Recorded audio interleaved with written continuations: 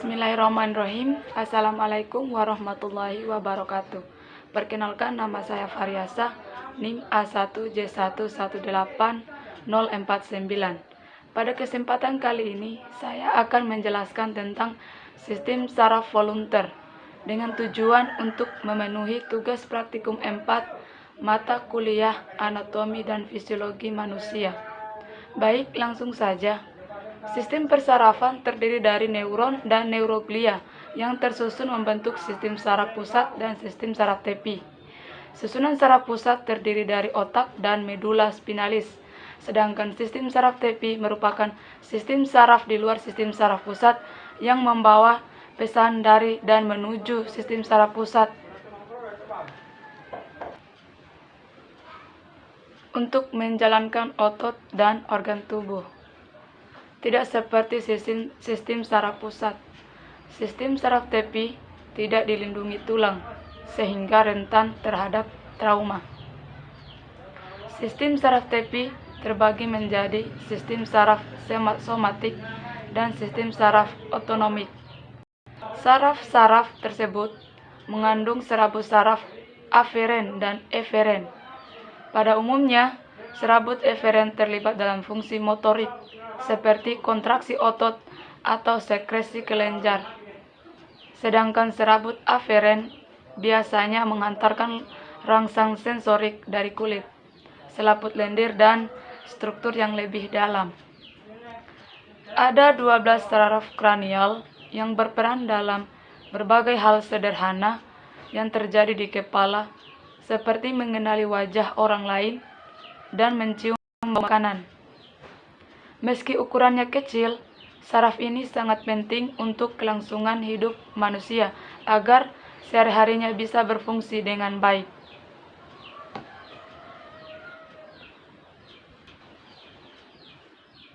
Tidak hanya mata dan hidung, saraf kranial juga mempersarafi gigi, wajah, lidah, bahkan hingga paru-paru dan jantung. Intinya, saraf kranial memiliki dua jenis tugas utama, yaitu yang berhubungan dengan motorik dan sensorik. Saraf kranial sensorik bertugas membantu kita untuk mencium bau, melihat, dan mendengar. Sementara itu, saraf kranial motorik bertugas membantu kita mengontrol pergerakan otot kepala dan leher. Lebih lengkap berikut ini penjelasannya.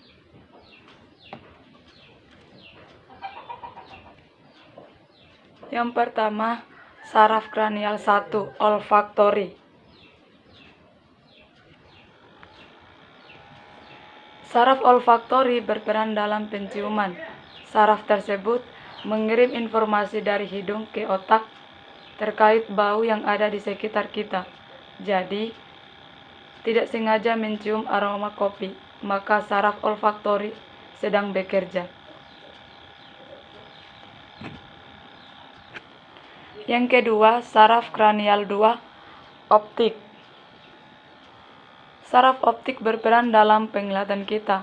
Saat kita menerima cahaya dari luar, bersama dengan bagian-bagian mata lainnya, saraf ini akan membantu menyampaikan informasi ke otak untuk diolah sehingga kita bisa mengenali objek yang dilihat. Yang ketiga, saraf kranial 3, yaitu okulomotor. Saraf okulomotor memiliki dua fungsi motorik, yaitu mengontrol fungsi otot serta respon pupil di mata. Saraf inilah yang mengatur 4 dari total 6 otot yang ada di sekitar mata kita. Otot-otot tersebut akan membantu mata kita bergerak dan fokus terhadap objek tertentu. Yang keempat, saraf kranial 4, troklear. Saraf troklear mengontrol otot oblik superior yang berperan untuk menggerakkan bola mata ke bawah untuk saat kita melotot dan kembali seperti semula. Yang kelima, saraf kranial trigeminal. Saraf trigeminal adalah saraf kranial terbesar dan memegang kedua fungsi, motorik maupun sensorik. Yang keenam, saraf kranial abdusen. Saraf abdusen bertugas untuk mengatur pergerakan otot yang disebut otot rectus lateral. Otot ini fungsinya berhubungan dengan pergerakan mata. Ia menjadi salah satu otot yang berperan saat mata melotot atau melirik. Yang ketujuh, saraf kranial facialis. Saraf facialis terdiri dari 4 percabangan, yang masing-masingnya memiliki fungsi yang berbeda, yaitu yang pertama, pergerakan otot agar kita bisa memunculkan ekspresi wajah. Yang kedua, pergerakan dari kelenjar lakrimal, submaksilar, dan submandibular. Yang ketiga, merasakan sensasi di telinga luar. Yang keempat, kemampuan merasakan makanan. Yang kedelapan, saraf kranial vestibulokoklear. Saraf vestibulokoklear berperan dalam pendengaran dan membantu keseimbangan manusia. Saraf ini mengandung 2 komponen. Yang kesembilan, saraf kranial glosopharyngeal.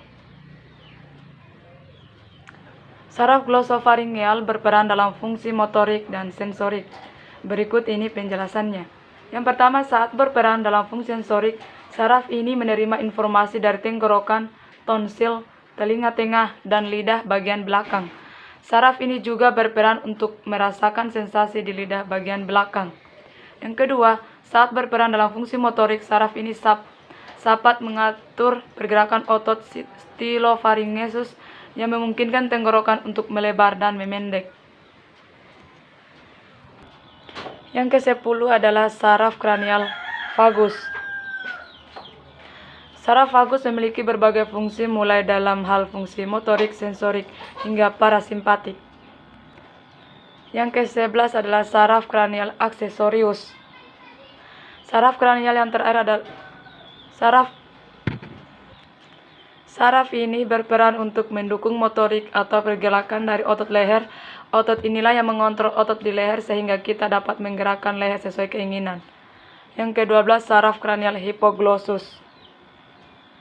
Saraf kranial yang terakhir adalah saraf hipoglossus. Saraf ini berperan untuk tugas motorik sebab saraf inilah yang mengatur pergerakan otot lidah.